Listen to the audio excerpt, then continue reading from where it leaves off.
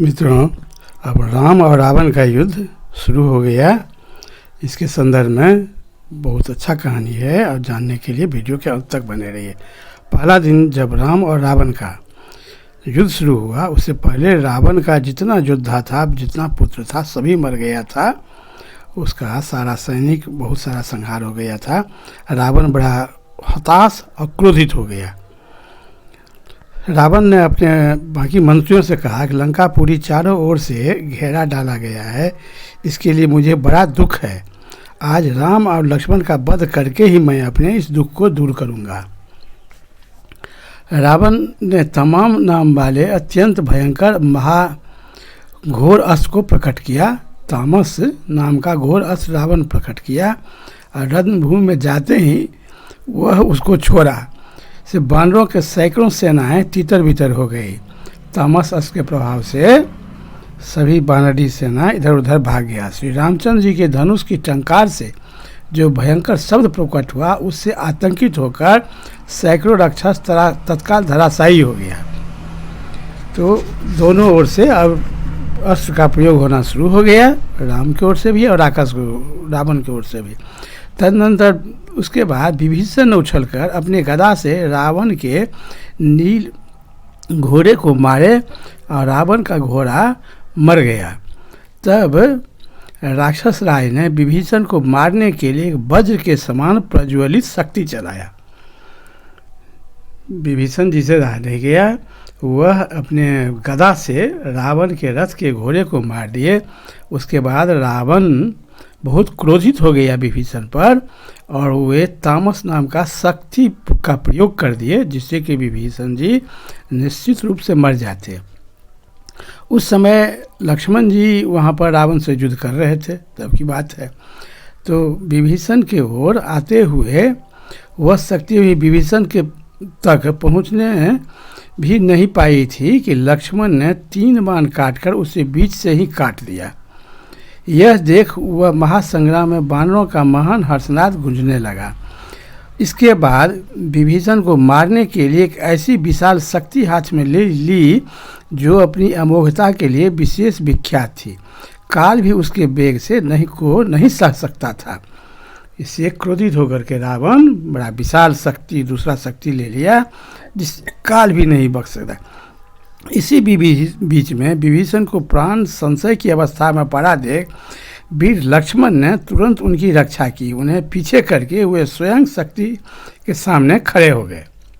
जब विभीषण जी पर शक्ति आते हुए देखे और वह बाण के काटने से नहीं कटा, तो लक्ष्मण जी विभीषण को पीछे धकेल दिए और शक्ति अपने छाती पर में उसका प्रहार सह लिए।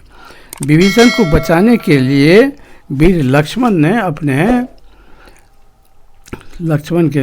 प्राण देने के लिए तैयार हो गए। लक्ष्मण ने मेरे भाई को बचा लिया, ये देख रावण इस प्रकार बोला, अपने बल पर घमंड करने वाले लक्ष्मण, तुमने विभीषण को बचा लिया है, इसलिए मैं तुम्हारे ऊपर ही इस शक्ति का प्रहार करता हूँ। इसे रावण बहुत क्रोधित हो गया। ऐसा कहकर कुपित हुए रावण ने उस अमोघ शत्रुघातनी शक्ति को लक्ष्मण को लक्ष्य करके चला दिया। लक्ष्मण की ओर आती हुई उस शक्ति को लक्ष्य करके भगवान श्री राम ने लक्ष्मण का कल्याण हो ऐसा कहकर कहे कि हे शक्ति, तुम व्यर्थ हो जाओ।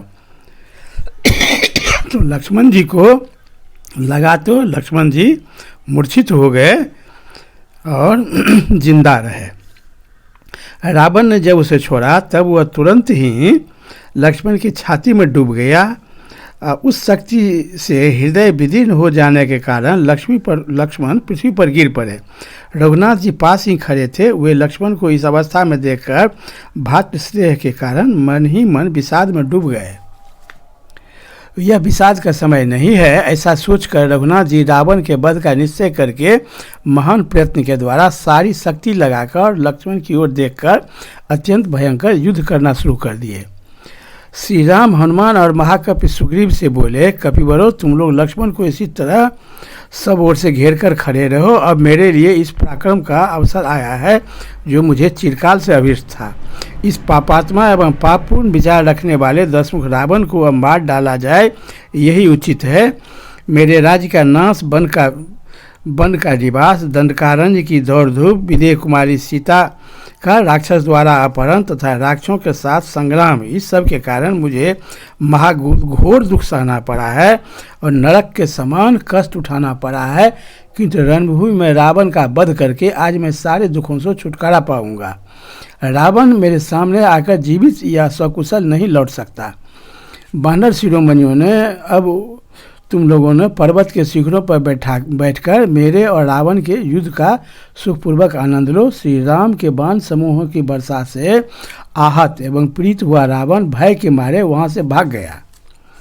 भगवान श्री राम ने जब युद्ध समाप्त हुआ उसके बाद जब लौटे तो लक्ष्मण को देखकर बहुत ज़्यादा विलाप करने लगे कि मेरे ही कारण लक्ष्मण आज मारा जा रहा है, वह युद्धभूमि में मूर्छित पड़ा हुआ है।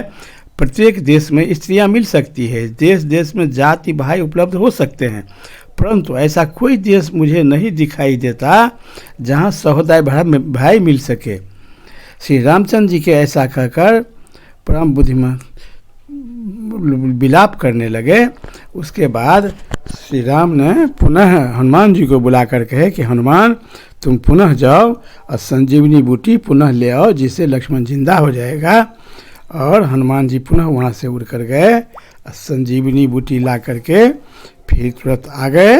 इसमें हनुमान जी को कुछ भी देर नहीं लगा और संजीवनी बूटी के वैद्यराज सुखेन थे ही वह प्रयोग किए। लक्ष्मण जी पुनः एकदम स्वस्थ होकर के उठकर खड़ा हो गए, पुनः युद्ध करने के लिए तैयार हो गए। और उसके बाद फिर घोर युद्ध शुरू हुआ तो लक्ष्मण जी पुनः घोर युद्ध शुरू किए। उसके बाद अब अगले प्रकरण में शुरुआत होगी। उस दिन शाम भी हो गया, रावण घर भी लौट गया और रावण भी बुरी तरह छत बिछत घायल हो गया था। प्रभु श्री राम को भी कई बाण लगा था, तो दोनों अपना अपना घर चले गए। और दूसरे दिन का युद्ध अब बड़ा भयंकर होगा। इस दिन रावण का विनाश निश्चित रूप से तय है, रावण मारा जाएगा। इसलिए कृपया वीडियो की अगली कड़ी की प्रतीक्षा करें। तब तक बहुत बहुत धन्यवाद।